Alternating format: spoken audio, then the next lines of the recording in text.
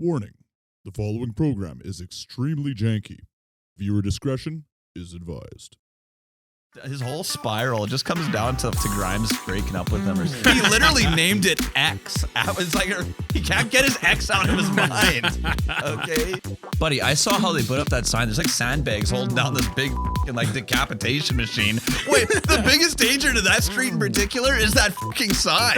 X merch. Yeah, who's that gonna be? Where people are just gonna think I work for a porn company? Yeah, like what? Some greasy porn addict with X videos. I'm not wearing that in public. The hell? I get to go meet execs that work for Elon Musk. So basically, I get to go meet these suicidal computer nerds. What an Elon Glazer. I'm surprised he could enunciate that well with Elon's dick in his mouth. Jesus. Time to drink my own piss. Hello, and welcome back to the only podcast formerly known as Twitter. Just kidding, Elon Musk. Please do not sue me. Citation needed. I'm your host, Troy. And I'm Aaron. And we touched on it very, very briefly at the end of the last episode, but there's been enough bonkers activities surrounding it in the last week that I think it's totally justifiable for us to bring it up again and start chatting about it. But Twitter is now officially renamed to X. Literally just the letter X. I don't even know if you can trademark that. It's just X. That's the thing. Okay. What is going on with this world? I feel like this X thing is a little bit of like a like childhood Elon kind of coming up, and he's just always been like, one day I'm gonna have the best website in the world. It's gonna be called X, and it's gonna be everyone's gonna use X. And it's like, it just kind of doesn't really work. Like I don't know. What do you think? What do you think of this name change? I mean, with any name change, and I say this, I'm being very charitable. I'm actually a pretty big critic overall. But any name change is going to be weird right off the hop. I would imagine when Twitter first came out, people were like, Twitter, what the fuck is Twitter? You know what I mean?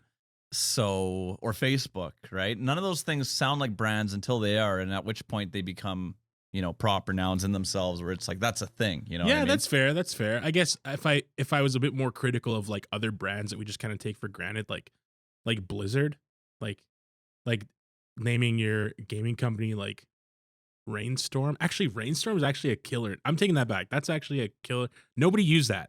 I'm saving that. One day I'll use that. Maelstrom Games. Oh, there's got to be a Maelstrom game. If there's a Maelstrom Games, we're gonna put it on the screen right now. If there's not, I'm that one I'm taking. You can have Thunderstorm. That's bullshit. Maelstrom is way better. Yeah, there's probably a lot of companies that like have weird ass names that I kind of just don't think about because they've just been around for a long time. Yes, exactly. They become normalized and they become homey feeling, right? Mm-hmm. With anything else.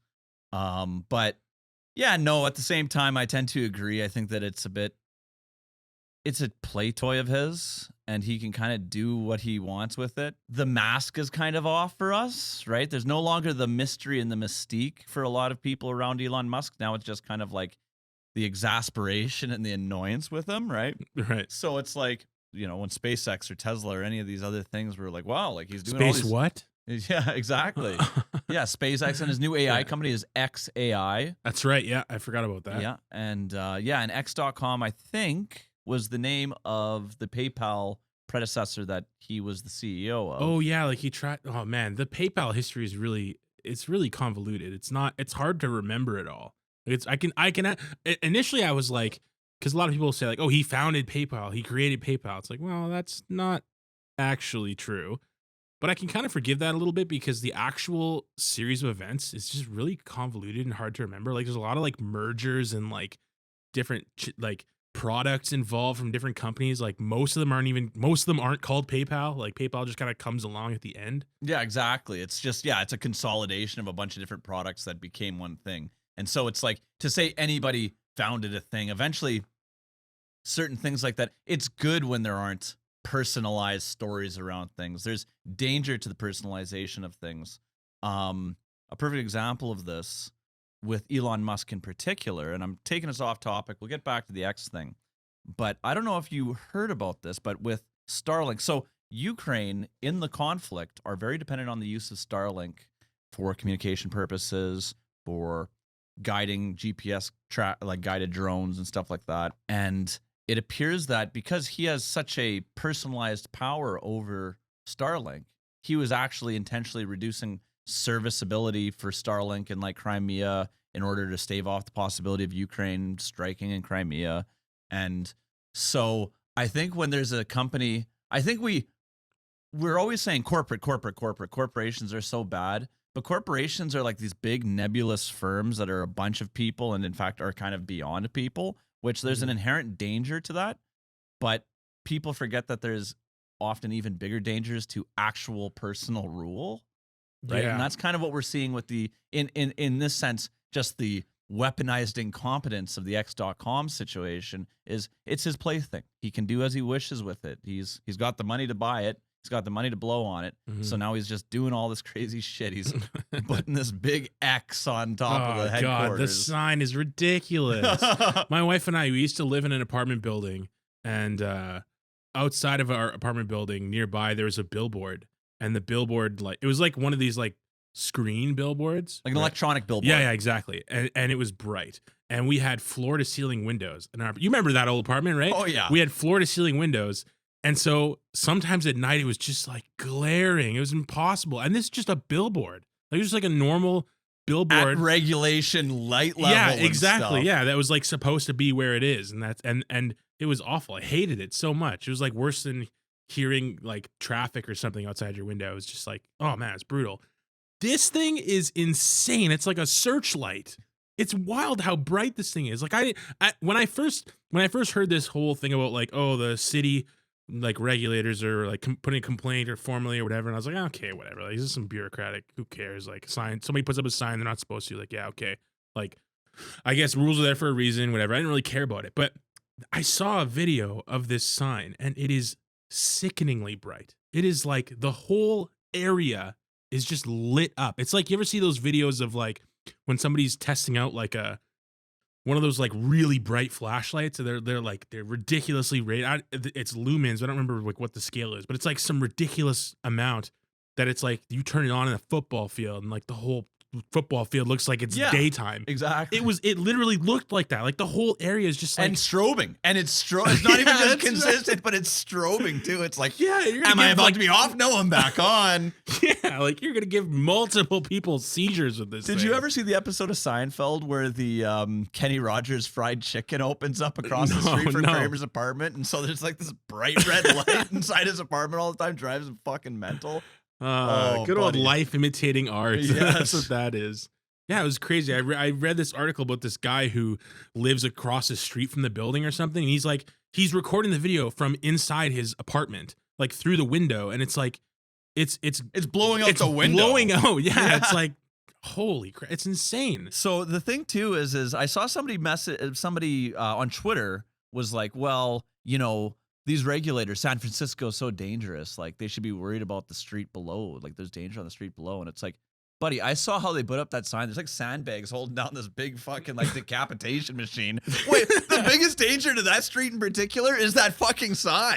Yeah, some Final Destination shit waiting to happen. Yeah. Just like one screw just randomly pops out and then like 10 people die. Like, people just think it's like, oh, I can just do whatever I like. It's like this is my property. I can do this. It's like, this could meaningfully impact on somebody in a way that can't even, like, this is a gigantic piece of metal that you're hanging from the.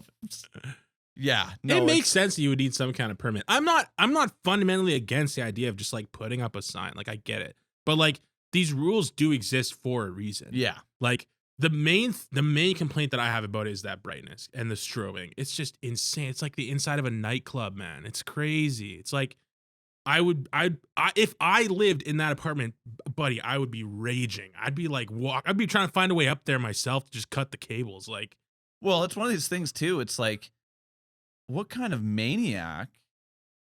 Like, you, most of the time, I mean, you do this thing to show the world, hey, this is us, this is our brand.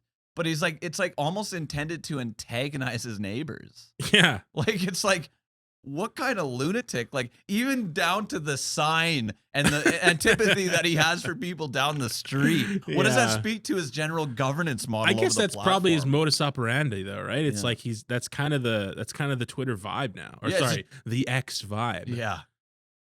I don't even like saying it. You know what I realized too is like I think this all just comes down, his whole spiral just comes down to Grimes breaking up with him or something, because it's like he literally named it X. It's like he can't get his X out of his mind. Okay, like it always reminds me of that picture where it's like Kanye West and him and somebody else, and it's like, hey, Normie, my wife divorced me or some shit like that. I've not heard of this meme at all. You got to show me this. Yeah, it's the best. Oh It'll be up on the screen. I'll find it. If it takes me hours, I will find it. It'll be worth it. It'll be worth it. And then I read something about like even the way that they were taking down the old sign was like really like. Oh, really? Yeah, I think it got interrupted. I think like somebody called the cops, and like the cops showed up at first, and they're like, "Hey, like you can't be doing this, blah blah." And after a while, they left because it was like, I think their official statement was like, "This is not a police matter," which is like, yeah, fair. Like if somebody didn't get like some regulatory like permit or something, or is not like that's bad.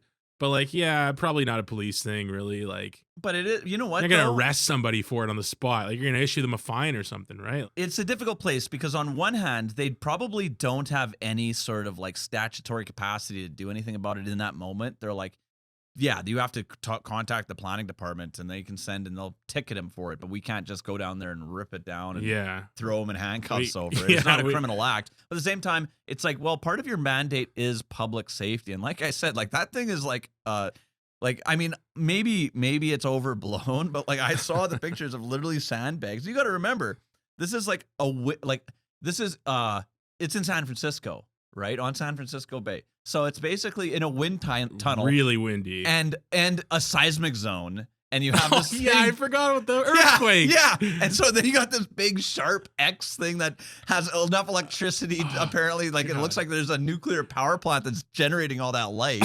And it's in the shape of an X. It's just asking to cut somebody's head off. Exactly. Like, it's like, oh my God. You're totally right. I forgot about that. It's insane. God.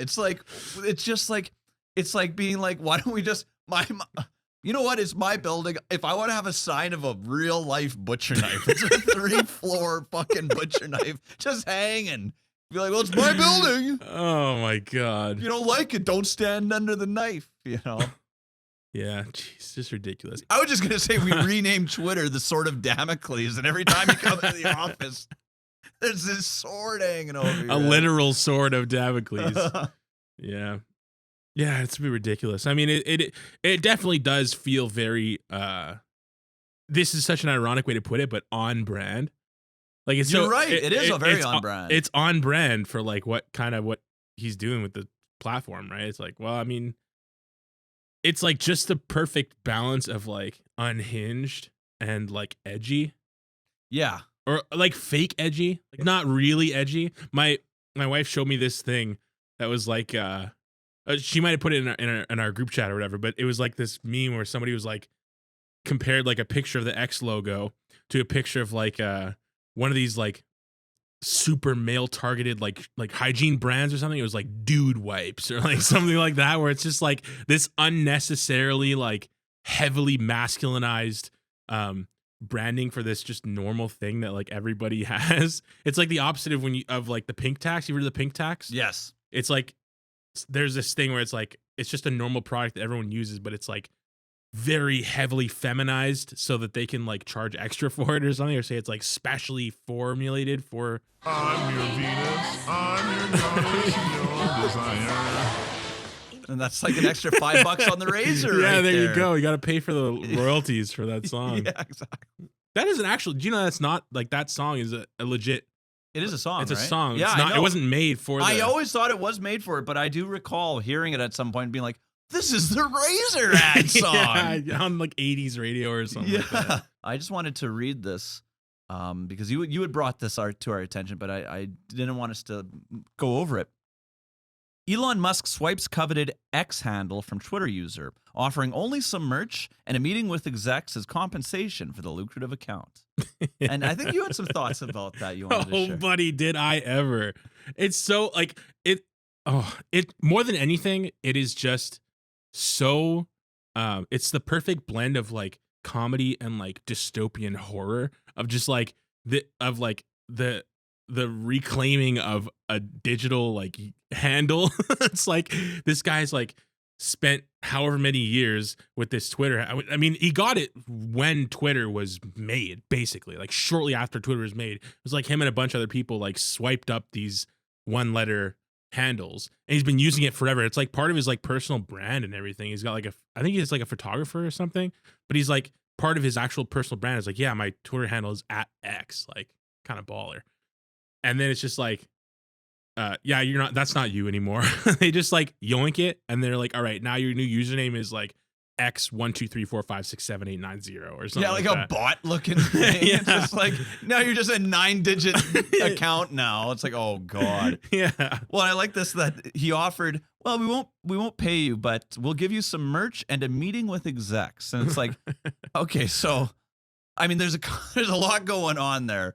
I mean, firstly, it's just the arrogance of thinking that I would want X merch. Yeah, who's that gonna be? Where people are just gonna think I work for a porn company? Yeah, Like what? Some greasy porn addict with a fucking X videos. Fucking Not wearing that in public. the hell. Jeez. And then I get to meet I get to go meet execs that work for Elon Musk. So basically, I get to go meet these suicidal computer nerds.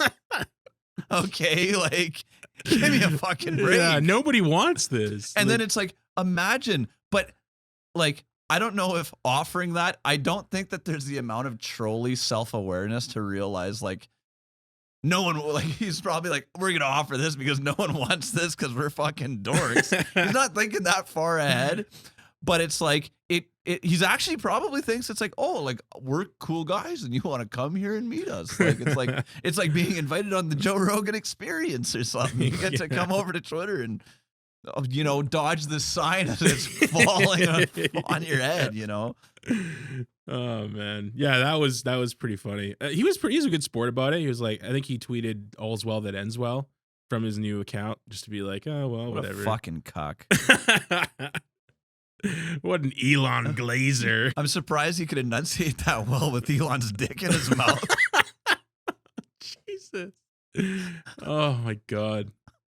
I feel like there's another. The motto, the company motto, the new X.com company motto. And you didn't tell me about this until the drive. Literally like an hour ago. The new X.com company motto is "Blaze your glory." Blaze your glory. I didn't misspeak. There's no typos in that sentence. That's the thing. That's the motto. And I don't know, like, they must have talked to Cheech and Chong for this one, or like Seth Rogen, because like, what does it even mean? Also, it's like, it's blaze of, like, a blaze of glory. The glory is the blaze. You don't blaze the glory. Yeah. Well, and So beyond what- that, isn't like it blew up in a blaze of glory? Yeah. Like, isn't that like come self-destruct on our platform? You know, kind of fitting. I mean, actually, kind of fitting. Twitter does seem to be in a bit of a blaze of glory right now. Find yourself canceled in the most spectacular way. It's just like it's bordering on psyop. It's bordering on like intentionally bad for engagement metrics. Like it's like any PR is good PR. Well, you know, on that point, and, you know, again, like, don't get me wrong, like, a lot of this is just big helpings of like lack of self-awareness and incompetence from Musk, but it is also an intentional act. Like this, it's the indoctrination of this troll culture. He is trying to attract certain people and actually push certain people away. I actually see that as being part of it. And when you kind of consider that there's a negative marketing to it and an exclusionary marketing to it, there's a bit of a sinister element to it. You know, it's kind of like the opposite of the Emperor's New Clothes in a weird way. Tell me more. Like there's this, I'm sure you've heard it, but for anyone who's listening who hasn't, I don't know if it's a fable or something, but it's a story about an emperor where all of his subjects, like all of his people in his court and everything, they all like hang on his every word, and they're sycophantic. They say yes to everything, and they just kind of don't really give him any real criticism or anything like that. They just kind of agree with him, right? Yeah, obsequious. Ooh, I've never heard that. That's a good Mhm, one. I like that. mhm. I don't know what the fuck it means, but I can infer. But so he basically concocts his plan where he's going to walk around naked, entirely naked, and he's gonna tell everyone, these are my new clothes. and he's basically daring them. He's basically saying like, look, these are my new clothes. You like my new clothes, right? And then the idea is that the people who are sycophantic and they just say yes to everything, they're gonna be like, oh yeah, they're great. Like, I love your new clothes, blah blah blah. And the test is to find people who will criticize them, who will like be like, what are you talking about? You're naked. Like, what? And because that's what he wants. I think that's telling you the story. So this is like kind of the opposite of that, where it's like, it's almost like, this is a bit tinfoil hat of me, but it's almost like he's specifically making poor decisions to weed out the people who will criticize the decision making. Like, he's almost like saying, okay, this platform is not for people who are gonna question my decisions. This platform is for people who are gonna hear my decision, and no matter how stupid it is, they're gonna agree with it and they're gonna go along with it. Yeah, I agree with you, actually, very much so. But I would put it a step further, and I would say, go along with it and not question my decisions, but also see what I'm trying to achieve, who are actually excited by my exclusion of people and excited by the development of a institutional culture of trolling. I mean, it's a troll, right? That's what I see it as, is, you know, it's like, I think the term is irony poisoning. It's kind of like using this sort of, oh, you know, it's all in jest, it's all funny, it's just, you know, get a sense of humor, but really it's a means of actually laundering in sort of like, it's a specific language, you know what I mean, where we can communicate and say terrible things and mean it, but also have a degree of deniability to it, right? And so, and this doesn't constitute that in and of itself, but it's an accoutrement of that sort of that trolling culture that I see developing. What does that mean? Sorry, accoutrement? It's like a piece on the side, like something that goes along, one of the natural sort of like frilly things that are attached to the thing, right? Okay. So it's not that like a feather in and in of your itself. hat kind of yeah, thing. exactly. It's one of the things that furnish this broader thing, but isn't necessarily the underlying purpose or kernel of the thing. So I actually saw a tweet. Well, is it Zeet? Is it still tweet? Because like the birds tweet. What does X do? Well, X, I mean, if we are basing it on Xi Jinping, who's the president of China, right. it's a sheet. A sheet, okay. So you read that's some, true, yeah. Someone sheeted something. Yeah, so someone made a big pile of sheet on Sheeter at X.com. That was basically he didn't. Oh, it was a sink. It wasn't a toilet. I wish he had brought a toilet in. Yeah, that would have. Oh, that just the perfection that would have been there. So somebody sheeted out this sheet. Okay, I'll stop. I'll stop for a little bit. They tweeted this thing. Yeah, let's not kid ourselves. It's a tweet. It's Twitter. Fuck this guy. It's Twitter. Yeah. So somebody tweeted out this thing that was like some channel on TikTok. And it was basically this like very obviously AI generated content that was like reading out, I don't know if it was like Reddit posts or just like GPT summaries of like stories of people, but basically it would be like this ridiculous opening line about a story that would get read out by an AI voice, like a text to speech voice type thing. And there was like a picture of a person on screen who's meant to be the speaker, and it was like again AI animated, like deep fake type technology animated to move their lips and face to make it look like they're talking. There's all these ridiculous like stories where it's like one of them was this lady where it's like, Popeyes didn't give me my 40 chicken sandwiches, so I shot up the place. I don't know if I could say that. We might end up leaving that. If we do, what I said was use a projectile launching tool to assault a premises. And it was like all this ridiculous stuff for like fucking up them chicken sandwiches. Yeah, just to be clear. So it's just this endless looping feed of just like these really out of pocket things. And there's like a lot of racist stuff on there too, like all this stuff relating to like guns and like fried chicken is like all black people. Yeah, it was racist. Yeah, it was like, super racist. There was these pictures. It would be like, I remember seeing this stuff, and there was like these like pictures of like these sort of like innocent looking white women or whatever, like these who are like, I went to the hood to celebrate Pride and I was by 100 gang members. And it's like, it's just what is this? This is like straight sludge. It was pure sludge.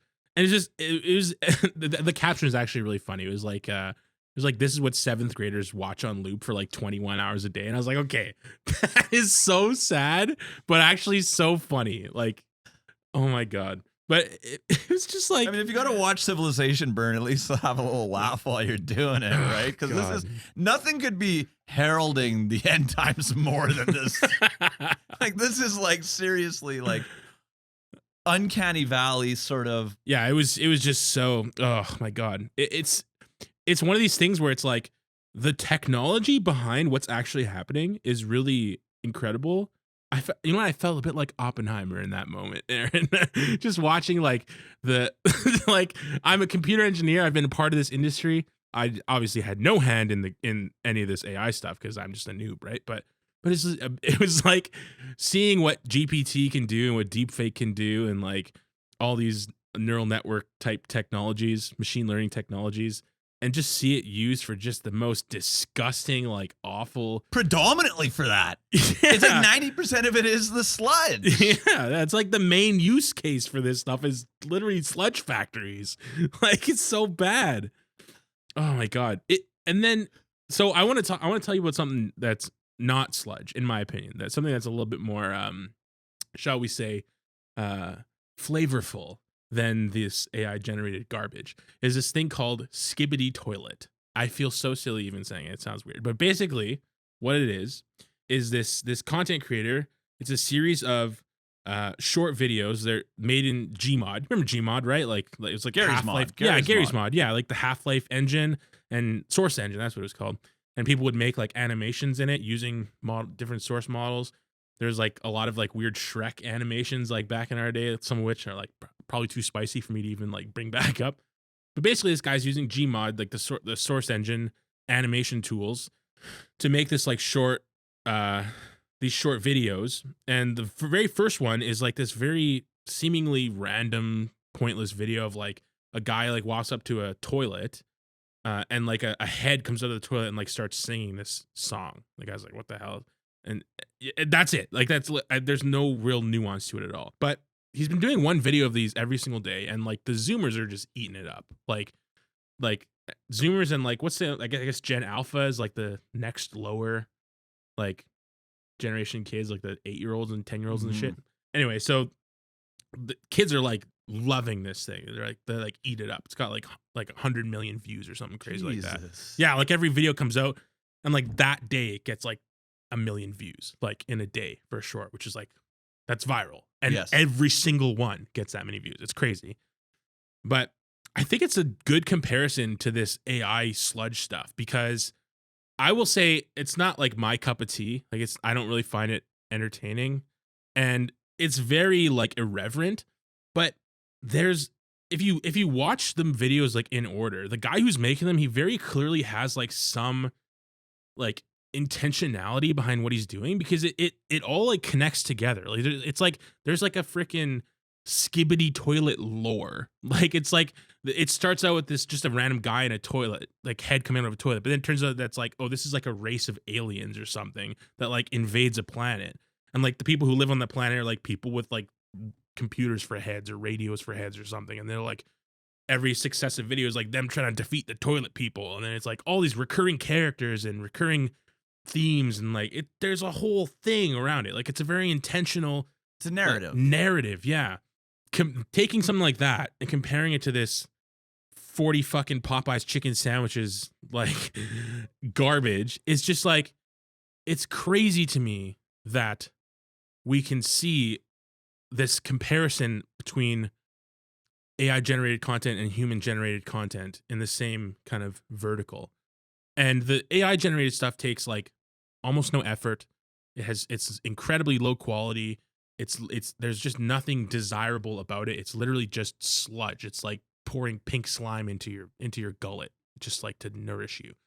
And this like random janky like Gmod animation that this started with, which qualitatively, I wanted to point out the actual quality of the animation, the AI stuff, in certain superficial ways is superior to the Gmod stuff in terms of like, this is like almost photorealistic looking people in talking. some ways, yeah. Although I should say I call it janky, but I mean janky in spirit, because clearly it takes a lot of skill to create animate in this way, and you can see with each successive video that you can kind of begin to understand, like, okay, wait a minute, this person's actually quite good at what they do. This person's quite good with the tools that they're using to create this scene, and it's not nothing. It's effortful. It takes a lot of intentional effort and creativity to kind of create this thing that he's creating, which on its face is just this like irreverent, weird Zoomer humor type thing, right? But when you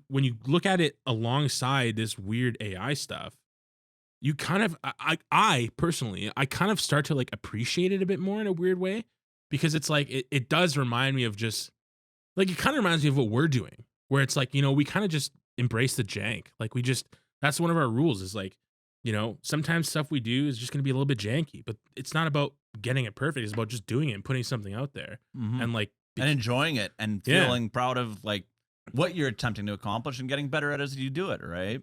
I think that the kernel of the thing that you're really touching on is the difference between something that's human made and something that isn't. Right. And there was a tweet that I saw that this reminds me of, where there's like the initial tweet, it was a retweet of commentary on this, where the original poster said something along the lines of like, Hollywood's going to be destroyed by this. Look at this. And it was like, you know, it was like AI generated imagery of like landscapes and like, you know, it was cool enough. Right.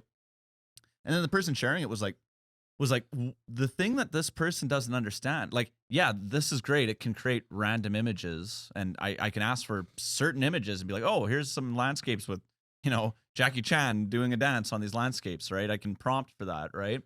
But it misses the point of what the movie is. Like, you don't go and watch a movie and be like, wow, it's just like a series of really impressive frames, right? There's a story to it. There's a reason to it. And that cannot be produced by AI. Not as of yet. Large language models, these things I've not seen anything approaching a human created narrative, right? So it confuses the forest for the trees. It goes, oh, well, look at, like, this is like that would be like saying, well, why would we do animation when, look at, I have all these cool videos of real life from my phone. And it's like, yeah, those are just random videos. No one actually wants to look at that, other than it's like, well, that's a really cool, like, proof of concept for a technology that can be integrated by a human creator in the process of developing a narrative, but it misses what the purpose of this media is. But the thing is that, and the person that was commenting on this, the way they framed it, they said, this is confusing images for story, right? These mediums are there to immerse you in a story, in a narrative, right? And so those images are only useful insofar as they accomplish that goal. But we haven't demonstrated that an AI storyteller can take these images and integrate them in a way other than in a way to go, wow, this is really fucked up, janky shit. That's the only thing I've seen. Like, I've seen, or things where I'm like, yeah, this is horrifying. You know what I mean? And it's not even convincing, really, even though it's like, yeah, it's impressive in certain ways. And so it reminds me, kind of coming off this point a little bit, I was reading that these streaming companies are looking for and are asking writers and telling people that, and one of the reasons that they're really excited about this AI stuff is they want what's called second screen media. So what this means is they have audiences who are looking at their phone while they watch Netflix. So they want stuff that is less engaging, not more engaging, less engaging, so that you can kind of zone in and out of the actual content. And it's like a second screen. It's just kind of a thing you're putting on. And it's like, in a way, obviously that's horrifying, but I actually think what they're going to find is that's a really bad business model, and they're going to stop doing that. That's really stupid as fuck. It's about as smart as being like, you know, there was the like therapy or like the suicide hotline or whatever it was. Oh, that, like, it was AI, and it started telling people like, yeah, you know what, maybe life isn't worth it. Yeah, it's like they immediately had to, but they had already fired all the human like counselors and it's like people that do not understand what the technology is and what the goal of their own organization is and the nature of the product that they're developing. Like, there's they don't understand the underlying philosophy of their own product. So they just completely like they don't understand that these tools, that's not even how you are going to utilize them. They're just not. Do you know what this reminds me of? Do you remember we went to the football game and there was a QR code on the billboard. So we went to watch our local football team, and they have in the arena. There's like obviously these two big screens on either side, and they'll show like ads and like the play-by-play and like random stuff like that.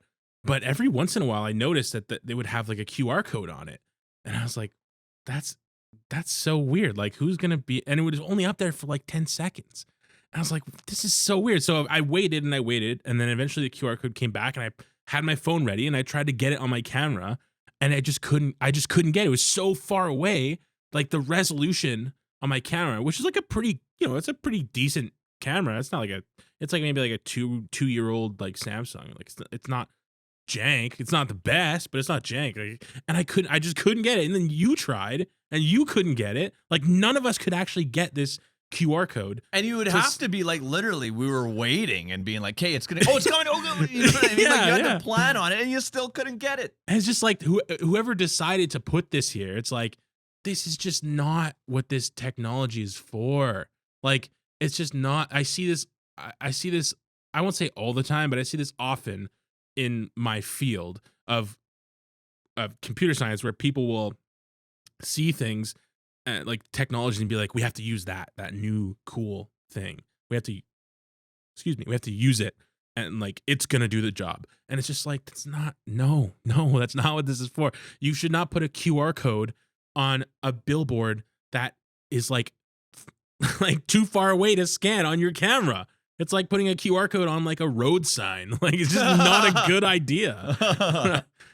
I just instantly, when you said like not understanding the technology. How's my driving? Yeah, scan this QR code. Yeah, exactly. Right? Like, crash. God, it's just not a good call, man. And now, a word from one of our many sponsors. Come down to MukDonald's, the only mukbang-themed fast food restaurant. Eat copious amounts of low-quality food, all while being live-streamed for the entertainment of cruel strangers and sex freaks. Every location includes tableside vomit buckets for our customers' comfort and convenience, and a continuous laugh track to remind our customers of the utter disdain we feel for them. Come order family favorites like the Big Muck, or how about the Muck Double?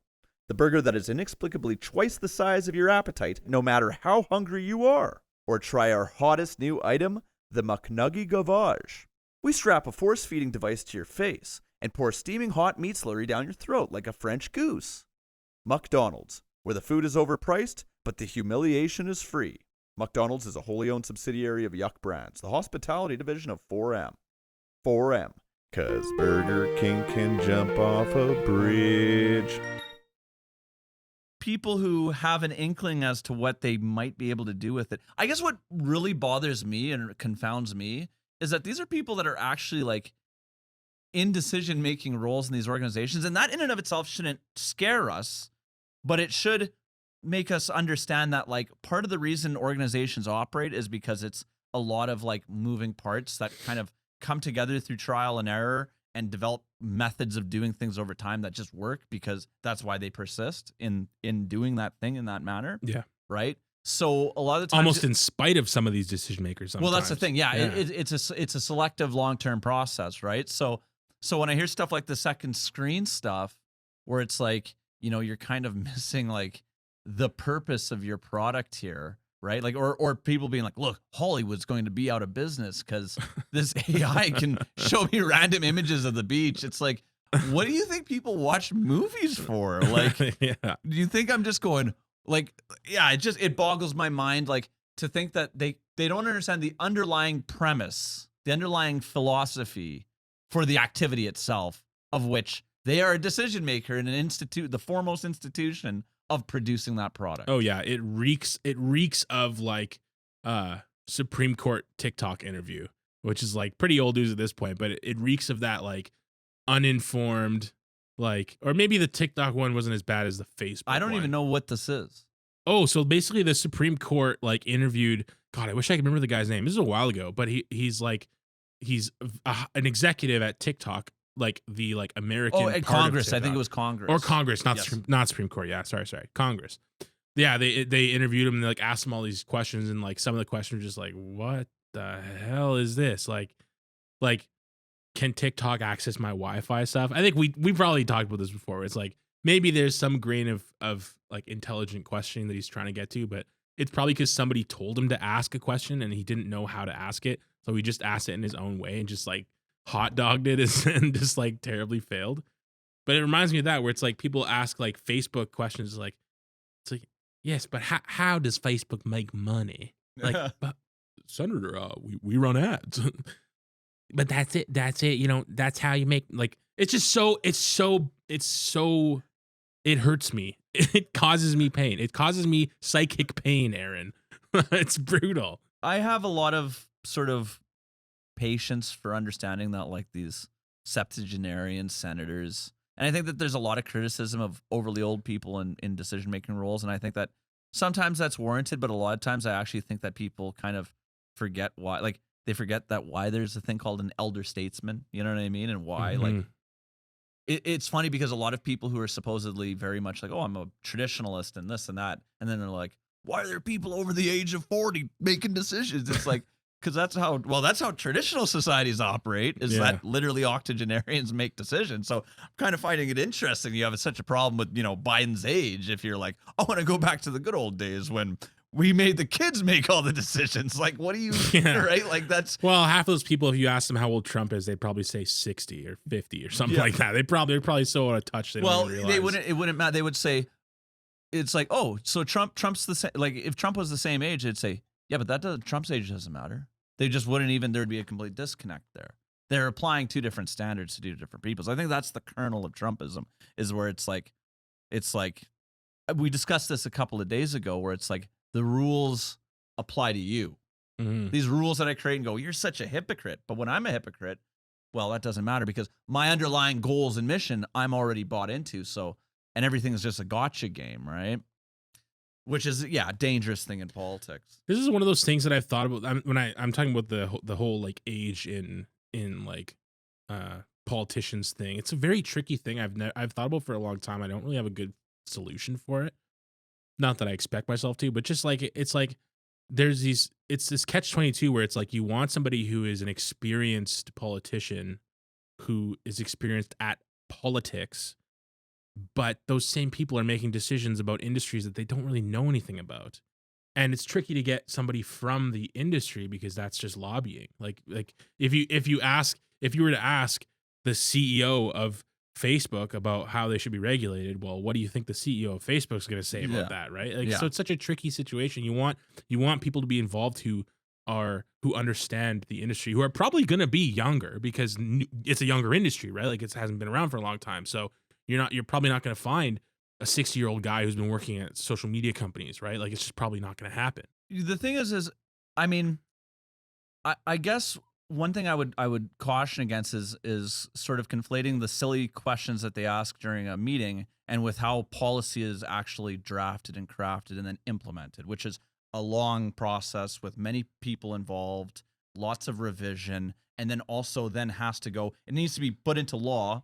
And let's say it empowers an agency, then that agency with its new regulatory powers needs to find ways of implementing that internally. And so there's a lot of different experts all being involved along the process. So you're right, but and I do think that obviously political figures should inform themselves of these issues. But I would also caution against assuming that, I mean, if you want to know the truth, my opinion is there's not a single person at social media companies, as far as I'm aware, or at least not people near the top of it or in major decision-making roles, that I think do have a good idea of the actual social implications of their products and how it'll impact the world. I mean, we're seeing how it can impact elections. It can impact childhood psychology. It can impact all these various things. And these guys, I mean, no offense to computer scientists, but they're computer nerds. They're not psychologists. Hey, what do you, come on. But you get what I'm saying, right? Where it's like even the nature of what social media is, I don't think social media firms are very well, like I wouldn't. And that's why it's like, that's why I point to the kind of comment about Hollywood, where there's the guy, the tech bro saying Hollywood's fucked because look at these pictures of a stationary beach that I can make, right? It's like, well, but many of these people are very convinced of their own know-how about things and don't recognize that actually these are complex moving systems that sort of like overlap over a bunch of things. So what I would say is, you know, we're all going to ask stupid questions at time. I know when it comes to the tech stuff, I ask stupid questions. Like I would go, you know, you say the thing about the Wi-Fi, I go, yeah, but I mean, kind of, does it know where I live now from my Wi-Fi? Like I'm still ready to ask a stupid question myself, right? And we're all going to find things that are outside of our own wheelhouse and that we need to learn more about and ought to inform ourselves about. But it's the long-term process of how you go about asking those questions and understanding that those questions are very complex and holistic questions that like often not just because of their own self-interest can the social media execs not answer, but because of their own institutional bias and their own idea of what it is that they're creating and what it is that they're not, and not recognizing that's actually just a categorization they're making that might not actually fit with what they're actually doing and how it's impacting the world around them, because it is this holistic issue where it's like Mark Zuckerberg doesn't know childhood psychology, or at least, I mean, there are people at Facebook that do psychological stuff, but even then we're talking of like, it's a complex thing, and it's such a complex tool that none of us really have a full idea of how it's impacting us as a society. Yeah, it's tricky. And how do you find somebody who is, you know, how do you find somebody who is qualified? Well, and it's not even somebody. It's like we have to create institutions of many people with many different backgrounds who can all There come is no together. one person. There can't be. There's no one person. There is no one decision. There is no one piece of evidence. There is an ongoing process. And so then it becomes a question of what does that process look like and who do we empower to ask those questions?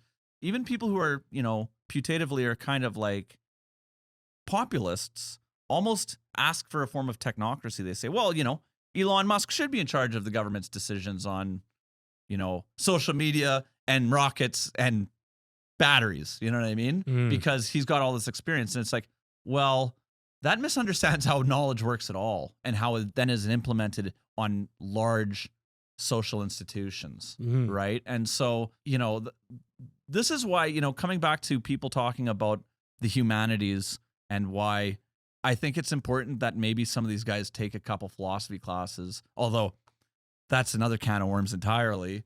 But there is something to be said about having a holistic education, and that I see, especially in certain sectors, this complete rejection of that and be like, no, I mean, like, I was successful in my startup that I built where we do this payment processing. Ergo, I know exactly what I'm talking about with regards to tech, not understanding tech is a lot bigger than tech.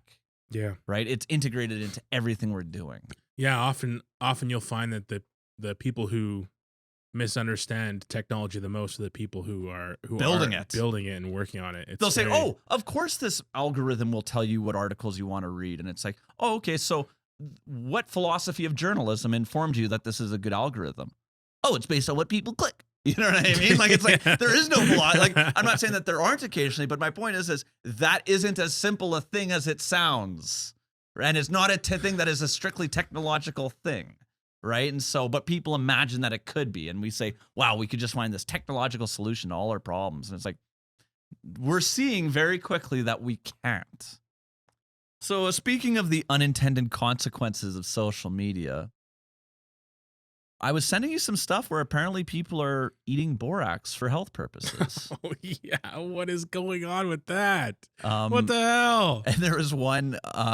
It's laundry detergent. Is it not like a chemical additive for laundry or something? Like, yeah, what even is borax? Borax is a form of boric acid. All I think of is the Borax kid from Futurama. You remember that guy? He's like this like giant like crystal cowboy dude. Oh, I'll show you a picture of it later. It's really funny. Borax kid. The Borax kid. It's like Billy the Kid. Yeah, exactly. Oh, that is awesome. I think he was on the moon. I think he lived on the moon or Mars or something. I can't remember. So from the borax stuff, and I found the borax stuff because I guess I started following this thing called Vaxxers Anti, which is a Twitter account or an X.com account. A sheeter. Yeah, sheeter. Yeah, it's a sheeter account. So they sheet about people eating borax and all that great stuff. Anyways, yeah, about basically like woo and anti-science and conspirituality sort of approaches to health. Woo means just like unscientific crap, like wishy-washy. Woo is like, yeah. I mean, I'll find a good definitive definition of woo, but woo is basically like is eating borax for breakfast. Is woo. It's a form of woo. That's pretty woo. So this is their quote, or this is their commentary on it. I won't read the whole thing because it's like holy crap. But since she started drinking turpentine, OP has had diarrhea, a bladder infection, worms, another bladder infection, more diarrhea, and a quote unquote epic yeast infection. She's thrilled that everything is going so well. And turpentine is like, isn't it like a wood polish or something like that? Like, yeah, I think it's like a wood treating chemical. yeah, it's a wood finishing. It's It's like a a finishing sealant or agent. something. Yeah. And it's what like do you see? Your body does not need sealing. Okay, like you don't need to be drinking fucking wood sealant. they're gonna be in a wooden box. They're gonna be like, why don't they just skip right to formaldehyde? Because at least it'll keep them consistent for the Oh Look, my she's got that God. nice sheen when she's in the casket, right? It's crazy. Like, I mean, I don't got much to say about it. I just thought we'd touch on it because it's so mind-boggling, and it relates back to this, like, I'm sure people have been doing, like, there's that show on TLC that exists. I don't know if it's still around, but it was like My Crazy Addiction or My Fucked Up Addiction or some shit. Yeah. It's like, I eat the foam out of pillows. I eat like 6 pounds of this shit a month. You know what I mean? I like to suck on my car's exhaust pipe. Yeah, exactly. So there's always been crazy. But I think that's like pica or some shit. That's like a bit more rare. Yeah, this is like institutionalized lunacy. Yeah, this is socialized. Yeah. This is like people who are just stupid, but then they read a thing. Oh, apparently turpentine, and now I'm part of the turpentine club, and like for men. There's unironically people who drink urine because they think it heals their conditions. Like this is like that was one of the ones you sent me actually. Yeah, it was a young woman who was like, she was like, yeah, apparently she was like you need to get teenage piss or something like that. Oh It's my like, God, it's like you're a piss vampire. And the crazy thing to me too is like, but I guess it makes sense. It follows. But these people often come to this space from like I said, I found out about this through an account that usually monitors anti-vax sentiment. Right. And it's all kind of related where it's like, I reject conventional medicine, but I have this perception of all these things that are wrong with me, like all these physical ailments, which are often just neuroticism. You know what I mean? It's like, no, your ailment is not physical. There might be medications that'll help though. But I'm reminded of the Adam Savage quote. I almost feel bad using it in this context because it's like kind of Ruthless? sullies his name, but it's like no. It's like he says, "I reject your reality and I substitute my own." And the spirit in which he's using it is very like, oh well, I'll make it happen. Whatever, we'll try it. We'll make the dummy shoot 30 feet in the air. yeah, not whatever. Turpentine. It's not like I'll drink my own piss to cure my leprosy. Like it's not some weird stuff like that, dude. There's actually there are people with leprosy in is it Florida? I think I vaguely recall seeing it, yeah, but I don't recall the details of it. Oh my God, I don't know. I didn't read too much into it. Just kind of blew. I'm just gonna say that. That's it. I'm just leaving that leprosy is just happening somewhere in the world. I'm not gonna tell you where.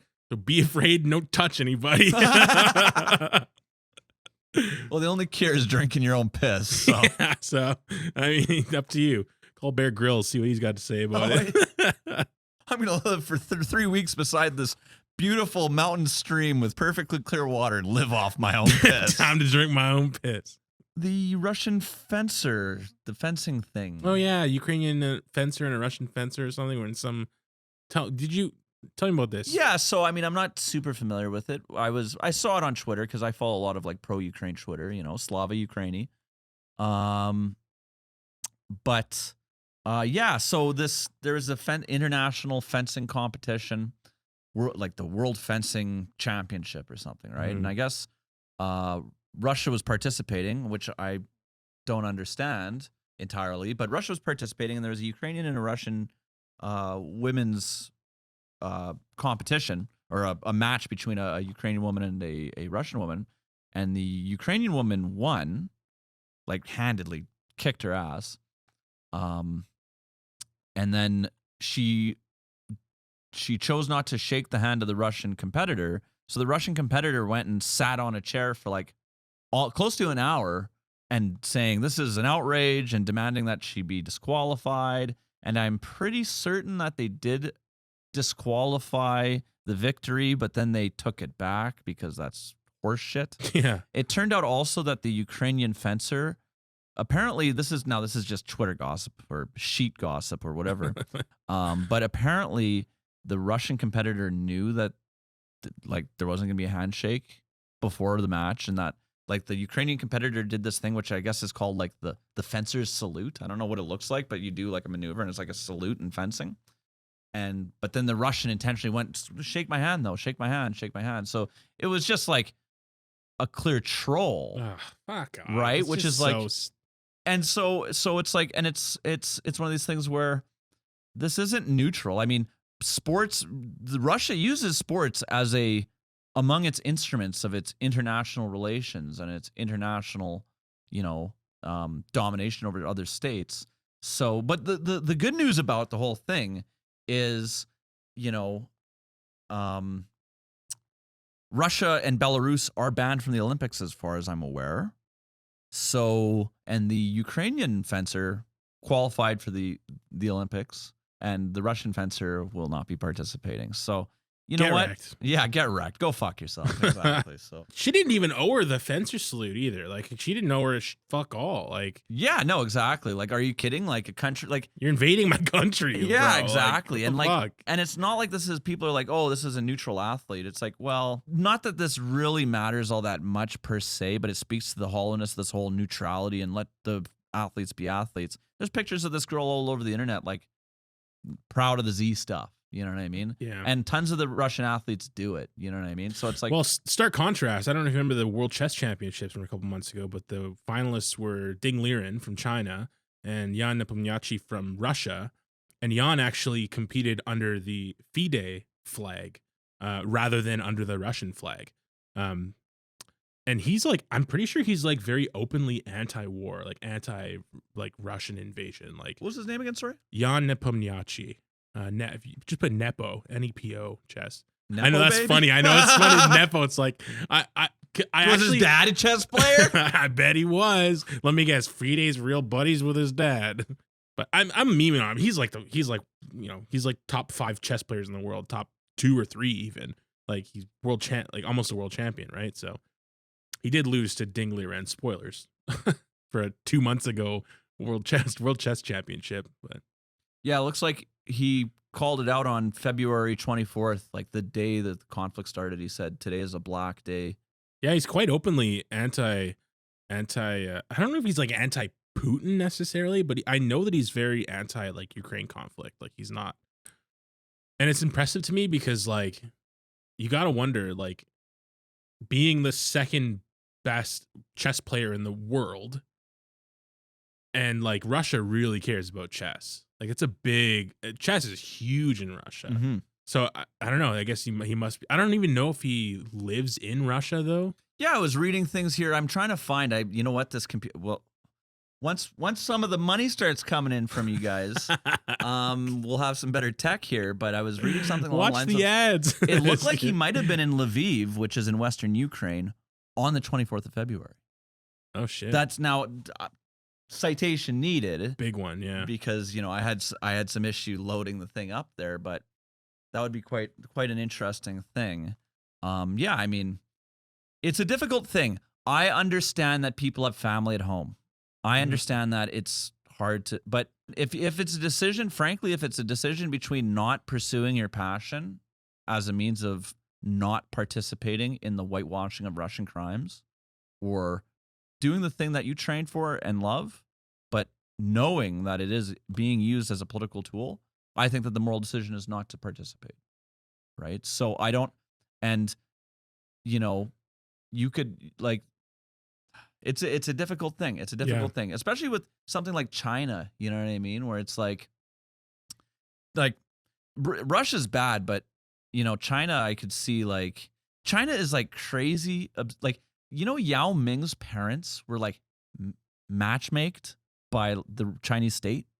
What? To create like a world-class basketball What player. is this Space Jam shit? I'm What not do you mean? joking. They were both like Olympic on the men's and Chinese Olympic They basketball just teams. eugenics a fucking NBA player. Yeah, that's like, what they did. Yeah, it's fucking crazy, man. Okay. So like Jesus. we're talking about, but that just shows like this is the sports are not neutral on the world stage, especially when we're talking about totalitarian and authoritarian regimes using sports as a means of whitewashing their crimes. I mean, it all kind of harkens back to I guess it was the 1938 Berlin Olympics, right? Where it's like, I haven't had a lot of respect for the Olympics for a long time, for a lot of reasons. But I think that, although I was happy to hear that apparently Russia and Belarus won't be participating, that was a rare IOC win. Give it to them when they do it. W. Yeah. But no, it speaks to this growing isolation of Russia on the world stage. I was telling you about this thing. I got to find the article here. Russia proposes a joint research module on space station for China, India, Brazil, and South Africa. And I bring it up because this speaks to Russia has historically participated in the International Space Station, which I believe is going to be wound up by 2030. So presumably the Western states will, have a couple different space station things going on. The Chinese have their own, because the Chinese, I don't think, have ever participated in the International Space Station, but Russia was one of the major participants. But their participation with Western states has obviously greatly come to an end here. So I guess they're making a BRICS space station, which is an interesting prospect to me. You know much about this whole BRICS thing? Not really. You told me a little bit about it once, but yeah, it's this idea that there's this growing alignment between. So BRICS stands for Brazil, Russia, India, China, and South Africa.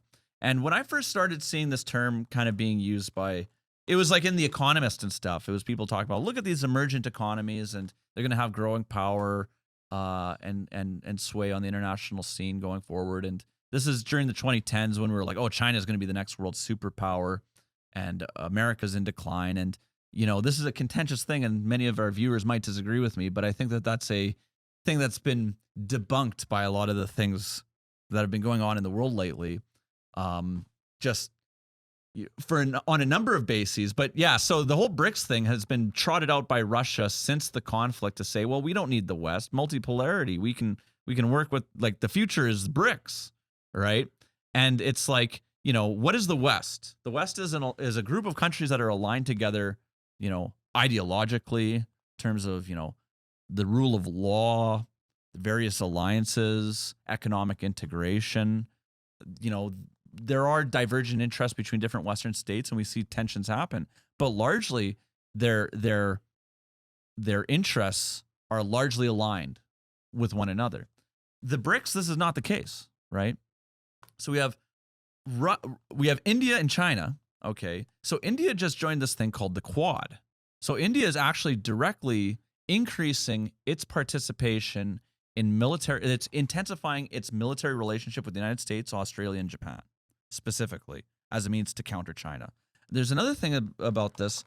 China and India regularly get into stick fights in the mountains, literal stick fights in the Himalayas. You're saying literal stick fights? Yeah, like literally, like because they're not using weapons. Like they're not trying to shoot each other. They're not trying to have a hot war, but they'll go and they'll have like these little border disputes where they're literally like hitting each other with sticks. What is going on? Yeah, it's the Himalayas. But China and India are not aligned states. They're not buddies. They're not buddies. And it's moving further and further in that direction. They also, the idea that BRICS is the future of, so we've already seen, and the strongest countries demographically and economically moving forward of that grouping, as far as I'm concerned, are India and Brazil. Those are both countries with like strong, healthy, especially India's got very healthy demographics, a very young population, and growing tech sector, growing industry. It has corruption issues, but it's a democracy with the rule of law. Although it's a troubled democracy, but it's also a highly decentralized state in many ways. So it kind of, even though it has difficulties in terms of maybe standing up for our liberal democratic institutions, and it has issues with this democracy with the rise of Hindu nationalism, even that is kind of hemmed in by the fact that there is not one true ruler of India. India is a bunch of states that have their own power within themselves, right?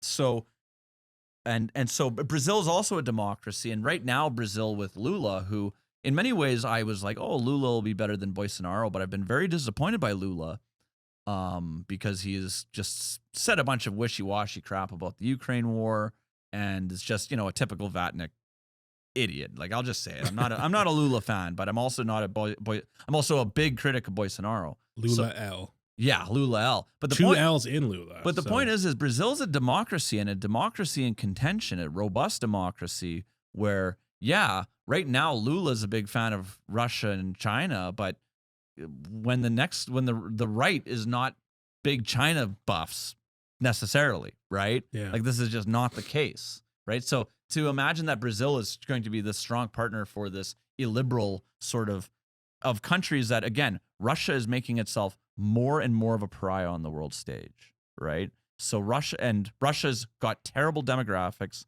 It's got an economy that's like, it's like some people refer to it as, I've heard people refer to it as Nigeria with nuclear weapons, but that actually misstates Nigeria's economic outlook. Nigeria's got a much actually rosier economic future in my eyes than Russia does. It's a joke, right? And China's been lying about its demographics for 2 decades. Turns out there was like 100 million kids that don't exist. Right? What the fuck? Right? So like China's ascendancy as a major state is kind of in doubt, and these countries are not in any way really meaningfully aligned. South Africa is a failing state. Okay, it's very unfortunate after the rightful fall of apartheid and the heroism of guys like Nelson Mandela. You know what I mean? And like, it was a real shining star and hope and beacon for the future of democracy, but it's devolving into a corrupt and increasingly authoritarian state with like rolling blackouts, and like its economy is lagging behind its neighbors, and it's a joke. It's a joke. So this whole BRICS thing is like, it doesn't even comport with like, so these are the guys that are going to replace the US dollar with their own joint currency. Like, really? Like, people have been talking about, oh, there's going to be this BRICS currency. No, there's not. There's not going to be a BRICS currency. Give me a fucking break. No one wants BRICS currency. This isn't fucking Lego Star Wars, all right? There's no BRICS currency here. Yeah, that's all I can think of when you say BRICS. I'm just constantly thinking of just Lego video games. I'm thinking about an electronic device that just doesn't work. You know what I mean? BRICS, yeah, a bunch of busted iPod touches. Yeah, exactly. I have in my drawer at home. Exactly. This whole fucking alliance is just bricked from the start. You know Nice. That's good. So yeah, no, it's a joke. So I mean, this whole relating it back to the reason that the space station, this BRICS space station, which is like, okay, yeah, give me a break. What are the India and China going to have stick fights in the BRICS space station? Give me a fucking break, right? It's not going to happen. These aren't natural allies. These are countries with very divergent interests, and they're not even. Some of them are democracies, some of them aren't. Some of them, South Africa is a country I can see. Russia is going to be a junior partner to China, and South Africa is going to be a dependency on Russia. You know what I mean? Like, these aren't, this isn't a pairing of equals here. Not that the West is a pairing of equals. It's America and the rest of them, but they're not countries that are dependencies on America. So anyways, I'll quit sort of rambling on about the BRICS and just how stupid it is. But was there anything else we want to touch on? Or Yeah, you know what? I think we should end on a light note. I read a pretty funny article about a Chinese zoo that basically had to publicly say that their bears were not people in bear costumes. This was really funny. The zoo had these things called sun bears, which are like, they look mostly like bears. They're like if bears were body snatched. That's how I would describe a sun bear. It's like a bear. It's like if a normal bear is a bear in like Fallout 4, a sun bear is a bear in like Tomb Raider on the PS1. Yeah. That's how I would describe it. They're like janked out, badly rendered bears. They're like a bear that was like procedurally generated, or like a kid's drawing of a bear. That's probably a good way to describe them. But anyway, they stand up on their hind legs quite often. And I guess there's this picture taken where this one sun bear is like standing up on its hind legs, and at the back, all of its skin and fur like wrinkled up, almost like it was just like a bear suit that was just like hanging in the back, like low hanging pants or something. And so people were like, this isn't it's a dude in a suit. Like, it's not a real bear. And the zoo is like, they posted this, I think it was on, I forget the name of it, some social media platform in China, but they posted this thing that was like, in the voice of the bear, and it's like, people think that I'm a person in a costume, but I'm not. That's just how my skin is, or something like that. I'm just horrifying to look at. Yeah, I'm just a disgusting amalgamation of two creatures that it's like a bear and a fucking raccoon or something. They look hideous. I'm sorry, sun bears. I'm sorry, but ugly. Beauty standards. Something about bear beauty standards. There's a joke there. No, I remember seeing it was like this long back looking sort of like no ass having bear. Like that's what it looked like to me. I'm like, that's one Hank Hill looking fucking bear right there. Yeah. So that's From behind, Hank Hill's a lot much more handsome than these fucking ugly ass bears. Oh yeah, give him a little bit of credit. Like I don't understand. Like, I mean, I guess they have like insect displays and other ugly animals, but it just seems like a weird thing to have at a zoo. Like, come look at these horrifying uncanny valley bears. Yeah, They look like fucking. They look like they're not real. I think that's part of it. Is people just don't want to believe that those things exist. Yeah. Can you imagine? Like, it's horrifying enough to imagine like being mauled by a bear, but imagine being mauled by some nightmare bear. You know what I mean? Yeah, Like, jeez. Like getting mauled by this fucking radioactive creature. Like one of the three-eyed fish from The Simpsons. it's like, why do they call it sun bears? Because if you look directly at it, you're like, ah! Like, yeah. No, they look like bears that have stared into the sun for too long, and they just kind of have deformed. They're as like a result. emaciated looking, rotten ass, fucking desiccated bears. Yeah, fucking. All right. Well, thanks for joining us on this sun bear hate episode. If you liked what you heard, please leave us a like and subscribe for more. If you have any questions, critiques, or citations that we desperately needed, please leave them in the comments below. That's it for us today, and we will see you next time. Welcome to the fucking podcast.